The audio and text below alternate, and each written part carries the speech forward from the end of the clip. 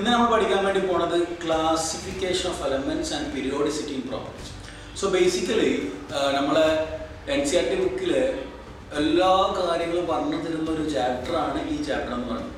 അപ്പോൾ അതുകൊണ്ട് ഞാൻ പറഞ്ഞ പീരിയോഡിക് ടേബിൾ കുറച്ച് facts, some of the facts, easy facts easy ആയിട്ട് നമുക്ക് പഠിക്കാൻ പറ്റും. ഓക്കെ, അപ്പോൾ നമുക്ക് നോക്കാം classification of elements and periodicity in properties. Okay, നമുക്ക് നോക്കാം. So keep supporting. അബ്ദുൽ സ്കോളറാണ് ചാനൽ, എല്ലാവരും സബ്സ്ക്രൈബ് ചെയ്യാം മറക്കരുത്. സോ ഈ ചാപ്റ്ററിലെ ഫോക്കസ് ചെയ്ത ടോപ്പിക്കുകൾ ഏതൊക്കെയാണ് നമുക്ക് നോക്കാം. വളരെ കുറച്ച് കാര്യങ്ങൾ നമുക്ക് പഠിക്കാനുള്ളൂ. ഒന്ന് മോഡേൺ പീരിയോഡിക് ലോ, രണ്ടാമതായിട്ട് trends in physical properties. Physical പ്രോപ്പർട്ടിയിൽ ഉണ്ടാകുന്ന ട്രെൻഡുകൾ, വസ്തുതകൾ, ഓരോ കാര്യങ്ങൾ, അറ്റോമിക് റേഡിയസ് പോലുള്ള കാര്യങ്ങൾ നമുക്ക് പഠിക്കും. വളരെ ചെറിയ ചാപ്റ്ററാണ്, നമുക്ക് പ്രെഡിക്റ്റ് ചെയ്യാൻ പറ്റുന്ന ക്വസ്റ്റ്യൻസ് ആണ് ഇതിൽ വരിക. ഓക്കെ, സോ അതിൽ ഫസ്റ്റ് ടോപ്പിക്കിലോട്ട് നമുക്ക് പോകാം, modern periodic law. So modern periodic ലോക്ക് ഏറ്റവും മെയിൻ ആയിട്ടുള്ള വർക്ക് കൊടുത്തുള്ളത് ഹെൻറി മോസ്ലി പറയുന്നതാണ്. ആരാണ്? ഹെൻറി മോസ്ലി പറയുന്നതാണ്. അങ്ങനെ പറഞ്ഞു, the properties of elements are periodic functions of their atomic numbers. What is periodic function? ഒന്നുമില്ല. പീരിയോഡിക് ഫങ്ഷൻസ് എന്ന് പറഞ്ഞു കഴിഞ്ഞാൽ nothing but, what is periodic function? Periodic function is nothing but increasing order എന്നാണ് ഉദ്ദേശം. എന്താണ് ഇൻക്രീസിങ് ഓർഡർ? അതായത് ഓരോ എലമെന്റിന്റെയും chemical പ്രോപ്പർട്ടീസും അവരുടെ ഫിസിക്കൽ പ്രോപ്പർട്ടീസും അറ്റോമിക് നമ്പേഴ്സിന്റെ ഇൻക്രീസിങ് ഓർഡറിൽ അറേഞ്ച് ചെയ്തിരിക്കുന്നത്. ഇതാണത് മോഡേൺ പീരിയോഡിക് ലോ. അപ്പോൾ ഈ ക്വസ്റ്റ്യൻ ചോദിക്കുന്നത് ഡയറക്റ്റ് ആയിട്ട് ചോദിക്കും. ആരെ കണ്ടുപിടിച്ചതെന്ന് ചോദിക്കില്ല, what is modern periodic law ചോദിക്കും.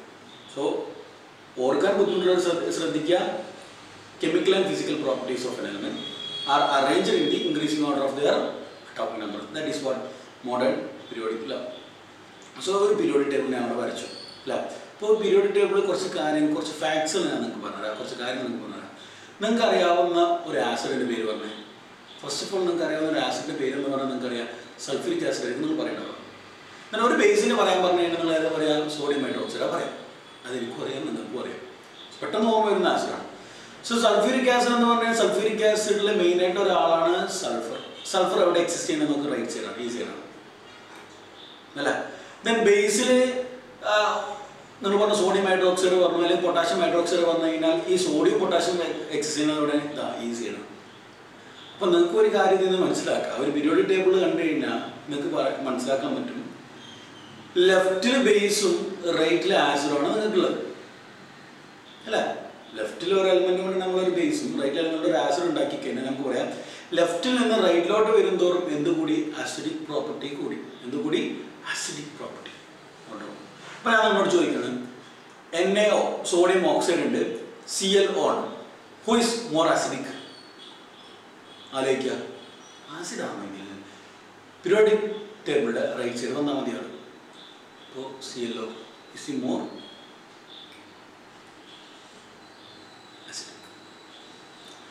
പീരിയോഡിക് ടേബിളിൽ നമുക്കറിയാം, മോഡേൺ പീരിയോഡിക് ടേബിളിൽ ടോട്ടൽ 18 ഗ്രൂപ്പുകൾ. എന്താ ഗ്രൂപ്പുകൾ? മേലെന്ന് താഴത്തേക്ക് വരുന്നതാണ്. 1, 2, 3, 4, 5, 6, 7, 8, 9, 10. ദെൻ അതേപോലെ തന്നെ പീരീഡുകൾ എത്ര ഉണ്ട്? 1, 2, 3, 4, 5, 6, 7 പീരീഡുകൾ. So it consist of what?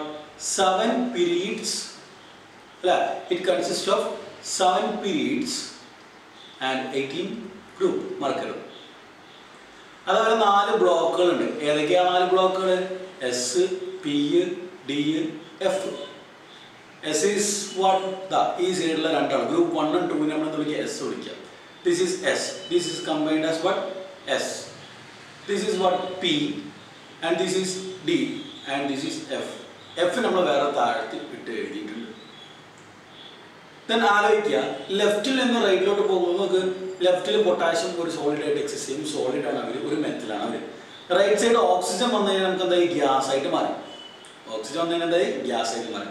So left സൈഡിൽ മെറ്റൽസും റൈറ്റ് സൈഡിൽ, അതായത് P ബ്ലോക്കിൻ്റെ അടുത്തോട്ട് വരുമ്പോൾ അവരെന്തായി? നോൺ മെറ്റൽസ് ആയിട്ട് മാറും. അപ്പോൾ ഇടയിലുള്ളവർ രണ്ടിനും ഇടയിലുള്ള ആളുകൾ കേട്ടോ. So okay, this is the one of the fact. ഈ പീരിയോഡിക് ടേബിൾ തന്നെ ഇഷ്ടംപോലെ ഫാക്ടറുകൾ ഓൾറെഡി നടക്കുന്നുണ്ട്. പക്ഷെ നമ്മൾ ഫോക്കസ് ഏരിയയാണ് ബേസ് ഉള്ളത് കൊണ്ട് മാത്രമേ ഞാൻ ഇത്രയും കാര്യങ്ങൾ പറഞ്ഞുള്ളൂ. സോ ബാക്കി കാര്യം നമുക്ക് നോക്കാം.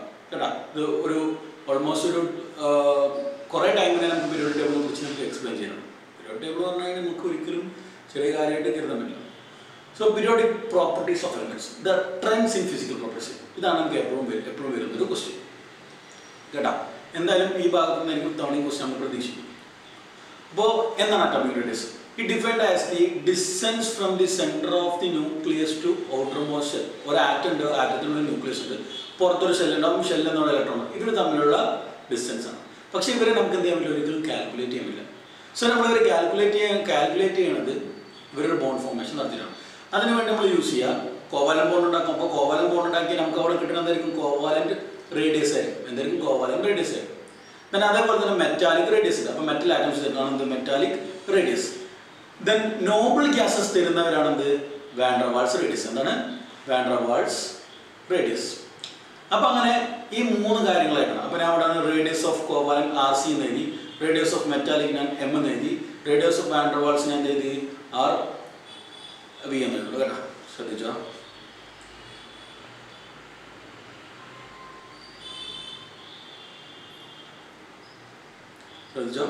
RV എന്ന് എഴുതണം. സോ ഇതിൽ ശ്രദ്ധിക്കേണ്ട ഒരു കാര്യം, ആരാണ് ഏറ്റവും വലിയ ആൾ?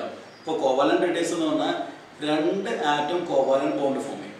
ഇവരുടെ ന്യൂക്ലിയസ് തമ്മിൽ ഡിസ്റ്റൻസിൻ്റെ ഹാഫാണെന്ത്, കോവാലന്റ് റേഡിയസ്. മെറ്റാലിക് എന്ന് പറഞ്ഞു കഴിഞ്ഞാൽ മെറ്റലിൻ്റെ പണി എന്താ, ഇലക്ട്രോൺസ് ഷെയർ ചെയ്യും പക്ഷെ തിരിച്ചു വാങ്ങും. അതായത് ഇവിടെ ഇലക്ട്രോൺസ് ഇങ്ങനെ കൊടുക്കും, ഇവിടെ കൊണ്ടുവന്നു, ഇങ്ങനെ കൊണ്ടുവന്ന് ഇങ്ങനെ തിരിച്ചുകൊണ്ടേയിരിക്കും. This is metallic radius. Van der Waals radius എന്ന് പറഞ്ഞാൽ 2 അറ്റാച്ച്ഡ് അല്ലാത്ത ആളുകൾ, നോബിൾ ഗ്യാസസ് തമ്മിൽ എന്തെങ്കിലും ഒരു ഫോം ചെയ്യില്ല. അപ്പോൾ ഒരു ഇമാജിനറി ഒരു ബോണ്ടിങ് നമ്മൾ ഉണ്ടാക്കിയിട്ട് ഈ 2 വേണ്ടി ന്യൂക്ലിയസ് തമ്മിൽ ഡിസ്റ്റൻസിൻ്റെ ഹാഫ്. മെറ്റാലിക് ആണ് 2 മെറ്റാലിക് ബോണ്ടുള്ള ആൾക്കാരുടെ ന്യൂക്ലിയസ് തമ്മിൽ ഡിസ്റ്റൻസിൻ്റെ ഹാഫ്. അപ്പോൾ നിങ്ങൾക്കറിയാം ഏറ്റവും ചെറിയ ഡിസ്റ്റൻസ് ആരാണ്, RC ആയിരിക്കും. അതിനേക്കാൾ വലുതാരായിരിക്കും, RM ആയിരിക്കും. ഏറ്റവും വലുതാരായിരിക്കും, RV ആയിരിക്കും, radius of van der Waals radius. അപ്പോൾ ഈ ഒരു ഫോർമാറ്റ് നമ്മൾ എന്ത് ചെയ്യാൻ പഠിച്ചു വെക്കാം. ദെൻ അപ്പോൾ ഞാൻ പറഞ്ഞു അറ്റോമിക് റേഡിയസ് ഗ്രൂപ്പിലൂടെ പോകുമ്പോൾ എന്ത് സംഭവിക്കും, പീരീഡിൽ പോകുമ്പോൾ എന്ത് സംഭവിക്കും. ഗ്രൂപ്പ് എന്ന് പറഞ്ഞു കഴിഞ്ഞാൽ 1, 2, 3 ഇങ്ങനെ മേലിൽ നിന്ന് താഴത്തേക്ക് ഓരോന്ന് അല്ല. പീരീഡ് എന്ന് പറഞ്ഞാൽ ഇങ്ങനെ. സാധാരണ ഗ്രൂപ്പ് എന്ന് പറഞ്ഞു കഴിഞ്ഞാൽ നോക്ക്, ഇവിടെ 1 ആണ്, 1S ഗ്രൂപ്പാണ്, ഇവിടെ 2S ഗ്രൂപ്പാണ്, ഇവിടെ 3S ഗ്രൂപ്പാണ്, ഇവിടെ 4S ഗ്രൂപ്പാണ്, ഇവിടെ 5S ഗ്രൂപ്പാണ്. ഇപ്പം മേലിൽ നിന്ന് താഴത്തേക്ക് വരുന്തോറും അല്ല, അതായത് നമ്മുടെ ഗ്രൂപ്പിലൂടെ വരുന്തോറും എന്ത് സംഭവിക്കുന്നുണ്ട്, ഷെല്ലിൻ്റെ നമ്പർ ഇൻക്രീസ് ചെയ്യുന്നുണ്ട്. ഷെൽ ഇൻക്രീസ് ചെയ്ത് കഴിഞ്ഞാൽ എന്താവും, അറ്റോമിക് റേഡിയസ് എന്താവും. ദെൻ പീരീഡിൽ വരുമ്പോൾ എന്താ സംഭവിക്കുക, പീരീഡിലെന്ന് പറയുമ്പോൾ ഇവിടെ P എടുത്ത് വിചാരിക്കുക, ഇവിടെ P1, P2, P3, P4 ഉണ്ടാക്കണം. വിച്ച് മീൻസ് ഒരേ ഷെല്ലിൽ തന്നെയാണ് എന്ത് പറയുന്നത്, ഇലക്ട്രോൺസ് എന്ന് പറയുന്നത്. So electrons building same shell. So size അവിടെ എന്താവും, ഡിക്രീസ്. സോ പീരീഡിലൂടെ പോകുന്തോറും, അതായത് ലെഫ്റ്റിൽ നിന്ന് റൈറ്റിലൂടെ പോകുന്തോറും അറ്റോമിക് റേഡിയസ് എന്താവും, കുറയും. മേലും താഴത്തേക്ക് വരുന്നുള്ളൂ. ഗ്രൂപ്പിലൂടെ പോകുന്തോറും അറ്റോമിക് റേഡിയസ് എന്താവും, കൂടും. ഞാൻ അടുത്തത്, സോ ഇത് നോട്ട് ചെയ്ത് വെക്കുക. നെക്സ്റ്റ് അയോണിക് റേഡിയസും സെയിം ആണ്. അയോണിക് റേഡിയസ് എന്താണ്, സെയിം ആണ്. അപ്പോൾ മേലും താഴത്തേക്ക് വരും, ലെഫ്റ്റിലും റൈറ്റിലും വരുന്നത് എന്താണ് അറ്റോമിക് റേഡിയസ് തന്നിട്ടുള്ളത്, അത് തന്നെയാണ് ഇവിടെ ഉള്ളത്. ഒരു ആറ്റത്തിന്റെ റേഡിയസ് എന്നാൽ centre of nucleus and outermost ഇലക്ട്രോണെ പറയാം, ഡിസ്റ്റൻസ് ബിറ്റ്വീൻ. ഒരു അയോണിന്റെ ആണെങ്കിലോ centre to the outermost electron of an ion മാത്രം പറയും, വേറെ കുഴപ്പങ്ങളൊന്നുമില്ല ഇതിൽ. നമ്മൾ സോഡിയം എടുത്തു കഴിഞ്ഞാൽ സോഡിയം ആറ്റം ആണ്, സോഡിയം അയോണായി Na+, which means it is a cation. ഒരു ഇലക്ട്രോൺ പോയി. അപ്പോൾ ഒരു കാറ്റയോണിന്റെ റേഡിയസ് നോക്കുക, radius of cation, then radius of atom, then radius of anion എടുത്ത് വിചാരിക്കും. ആരുടെയാണ് ഏറ്റവും ചെറുത്, കാറ്റയോണാണ്. അപ്പോൾ ഇത് നോക്ക്, ഇപ്പോൾ നമുക്കറിയാം സോഡിയത്തിൻ്റെ 281 ആണ്. ആ ഒരു ഇലക്ട്രോൺ പോയി കഴിഞ്ഞാൽ ആ ഷെല്ലിൻ്റെ അവിടെ നിന്ന് പോകുക. സോ കാറ്റയോൺ എന്ന് പറഞ്ഞു കഴിഞ്ഞാൽ ഇലക്ട്രോൺ പോയിട്ടാണ് ഉണ്ടാവുന്നത്. സോ ഇലക്ട്രോൺ പോകുമ്പോൾ അവിടെ ഷെല്ലില്ലാണ്ടായി, അവർ ചെറുതായി, അതുകൊണ്ട് കാറ്റയോൺ ചെറുതായി. ഇനി അടുത്ത പുതിയൊരു ഇലക്ട്രോൺ ഇവിടോട്ട് വന്നു വിചാരിക്കാം. അപ്പോൾ ഈ ഇലക്ട്രോൺ തമ്മിൽ ഒരു അടി ഉണ്ടാകും. മീൻസ് റിപ്പൾഷൻ ഉണ്ടാവും. റിപ്പൾഷൻ ഉണ്ടായി കഴിഞ്ഞാൽ എന്ത് സംഭവിക്കും, ഫേസ് ഉണ്ടാവും. സോ ഈ ഒരു ഓർഡർ നമ്മൾ പഠിച്ചു വെക്കുക. ഒരു ആറ്റം ഉണ്ടെങ്കിൽ ആ ആറ്റത്തിൻ്റെ കാറ്റയോൺ ആറ്റത്തിനേക്കാൾ ചെറുതായിരിക്കും, ആനയോൺ വലുതായിരിക്കും. എന്തുകൊണ്ട് ആനയോൺ വലുതായിരിക്കും, due to the repulsion. Then important one, very very important one, ionisation. എന്താ അയനൈസേഷൻ? ന്യൂക്ലിയസ്, പുറത്തൊരു ഇലക്ട്രോൺ. ഈ ഇലക്ട്രോണിനെ നീ ഇവിടുന്ന് എന്തെങ്കിലും റിമൂവ് ചെയ്യണം. You have to remove this electron. So you have to apply a energy. The energy required. ക്ലാസ്സിൽ last ബെഞ്ചിനുള്ള ആളെ നീ വിളിച്ച് പുറത്തേക്ക് ഇറങ്ങണം. നീ എന്ത് ചെയ്യും? പുറത്തു കൂടെ വന്ന് പാടാ പുറത്തിറങ്ങും. Which means you have to give an energy, right? അപ്പോൾ the energy required to remove outermost electron, that is what ionisation. The energy required to remove outermost electron, that is what ionization ഉണ്ടാക്കി. What are the factors affecting ionization ഉണ്ടാക്കി? ഒന്ന് നോക്കാം. Atomic size കൂടിക്കഴിഞ്ഞാൽ, അപ്പോൾ ക്ലാസ്സിന്റെ വലുപ്പം കൂടിയ last തവണ പിടിച്ച് പുറത്തിറക്കാൻ ഭയങ്കര ഈസിയാണ്. സൈസ് കൂടുന്തോറും അയനൈസേഷൻ ഉണ്ടാക്കി കുറയും.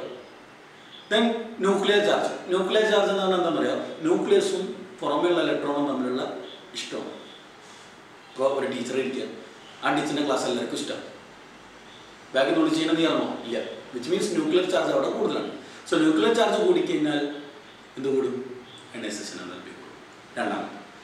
മൂന്നാമത്തെ ഷീൽഡിംഗ് എഫക്റ്റ്. എന്താണ് ഷീൽഡിംഗ് എഫക്റ്റ്? ഷീൽഡിംഗ് എഫക്റ്റ് എന്ന് പറഞ്ഞു കഴിഞ്ഞാൽ, ഇപ്പോൾ ക്ലാസ് ഉണ്ട്, ഇപ്പോൾ ലാസ്റ്റ് ബെഞ്ചിൽ ഇരിക്കണ നിൻ്റെ ഫ്രണ്ടിലൊന്നും ആരുമില്ല, നിനക്ക് ഇറങ്ങാൻ പറ്റുമോ? ഇല്ല. ഈസിയായിട്ട് പുറത്തിറങ്ങാൻ പറ്റുമോ? നേരെ മറിച്ച് നീ എന്ത് ചെയ്യാം? നിന്റെ ഫ്രണ്ടിൽ കുറേ പേരുണ്ട്, അപ്പോൾ നിനക്ക് മറന്നിട്ട് പറയാനുണ്ട്, ഷീൽഡ് ചെയ്തിട്ട് പറയാനുണ്ട്. സോ നിനക്ക് അവിടെ ഈസി ആയിട്ട് ഇറങ്ങാം. അപ്പോൾ ഷീൽഡിങ് എഫക്റ്റ് കൂടിയാൽ അയനൈസേഷൻ താല്പര്യം കുറയും. ഫ്രണ്ടിൽ ഷീൽഡ് കൂടിയാൽ ഈസി ആയിട്ട് ഇറങ്ങി പോവാം, അയനൈസേഷൻ താല്പര്യം കുറയും. പിന്നെ ഹാഫ് ഫീൽഡ്, ഫുൾ ഫീൽഡ് എന്ന് പറഞ്ഞു കഴിഞ്ഞാൽ സ്റ്റേബിൾ ആയിട്ടുള്ള ആളുകളാണ്, അവരുടെ എന്തായിരിക്കും അയനൈസേഷൻ താല്പര്യം കൂടുതലായിരിക്കും.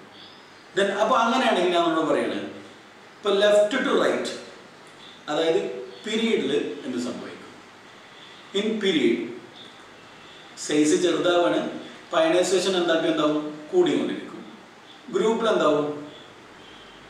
അറ്റോമിക് സൈസ് വലുതാവാണ്, അയനൈസേഷൻ എന്തായാലും എന്താവും? കുറഞ്ഞുകൊണ്ടിരിക്കും.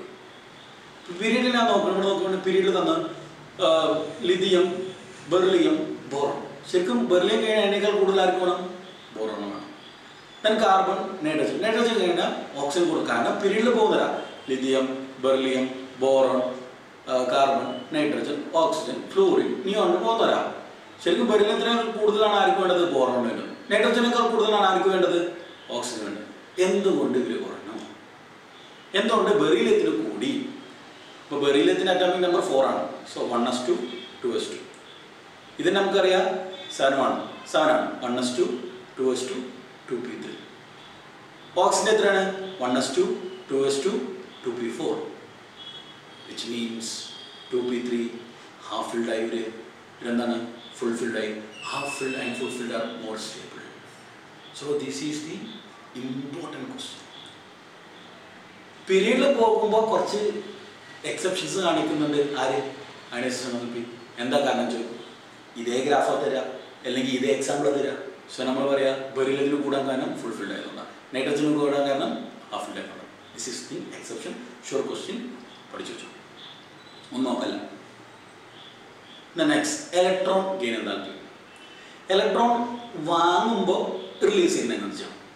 ഇലക്ട്രോൺ വാങ്ങുമ്പോൾ ഇലക്ട്രോൺ ഗെയിൻ, ഇലക്ട്രോൺ വാങ്ങുന്നു, അപ്പോൾ റിലീസ് ചെയ്യുന്ന energy. It is the heat change or എന്താൽപ്പി change when an electron is added to the outermost shell. Electron വാങ്ങുമ്പോൾ റിലീസ് ചെയ്യുന്ന എനർജിയാണെന്ത്? ഇലക്ട്രോൺ എന്താണ്? ഇലക്ട്രോൺ വാങ്ങുമ്പോൾ നമ്മൾ കുറച്ച് എനർജി എന്ത് ചെയ്യുന്നു? റിലീസ് ചെയ്യും. അപ്പോൾ അവർ ഗ്രൂപ്പിൽ പോകുമ്പോൾ എന്താവും? പീരീഡിൽ പോകുമ്പോൾ എന്താവും? ഗ്രൂപ്പ് എന്ന് പറഞ്ഞു കഴിഞ്ഞാൽ മേലം താഴത്തേക്ക് വരുമ്പോൾ അവർക്ക് ഇലക്ട്രോൺ വാങ്ങാൻ ഇഷ്ടമാണോ? അല്ല. കാരണം സൈസ് കൂടുമ്പോൾ അവർക്ക് ഇലക്ട്രോൺ കൊടുക്കാനാണ് ഇഷ്ടം. അപ്പോൾ മേലം താഴത്തേക്ക് വരുന്നൊരു ഗ്രൂപ്പിൽ ഇലക്ട്രോൺ ഗെയിൻ എന്താൽപ്പി എന്താവും? കുറയും. പീരീഡിൽ എന്താവും? ഇലക്ട്രോൺ ഗെയിൻ എന്താൽപ്പി കൂടും. ഓക്കെ, ഇലക്ട്രോൺ ഗെയിൻ എന്താൽപ്പി എന്താവും? കൂടും. അങ്ങനെയാണെങ്കിൽ ഇവിടെ ഒരു എക്സെപ്ഷൻ കാര്യങ്ങൾ നമുക്ക് പറയാനുണ്ട്.